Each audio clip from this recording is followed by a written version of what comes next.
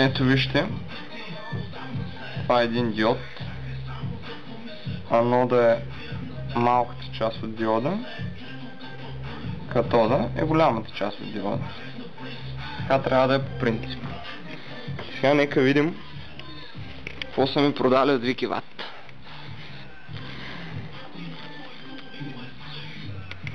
Само да превключа на ръчен режим да фокусирам. Така. Така, сега.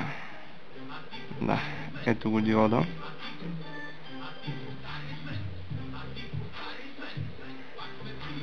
Това е диода.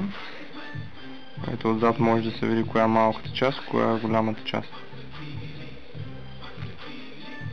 Ето, тази в дясно. Тази част в дясно е малката част, която би трябвало да е плюса на диода. Сега ще проверим дали е така.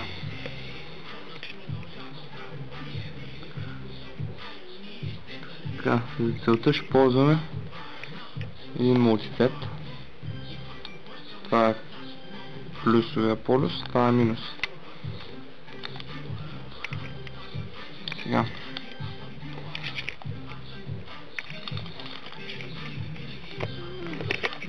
така, да поставим само фотоапарата на едно място.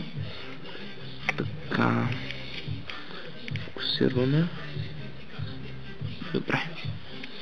Сега, отдясно беше плюса. Ето слагам плюсове. Това край и минус тук. Нищо. Не светва диода. Сега ги разменям.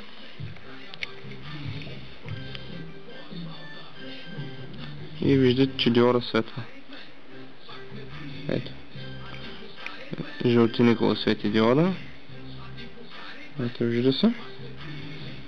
И така, стигаме до извода, че това е обратен диод. Сега само да взема един нормален диод. Ето един нормален диод. Всъщност това не съм го пробвал, може и той да е обратен. Така.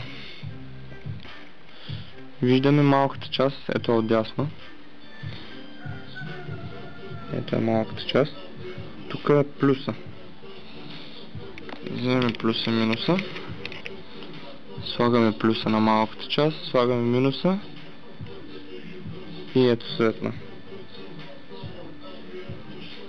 Този е бял и е малко светло в момента и не се вижда как свети, но ето. Така. Същото упражнение с другия диод, обаче обратно. Ето, свети наобратно. Така, този диод сигурно е някакъв ценен такъв. И направо не мога да повярвам, че са ми продали диод педера само за 60 стотинки. Можеха спокойно да ми вземат поне 6 лева от Викиват. Арде, сега не мога на цела. Ето. Един жълт диод педал.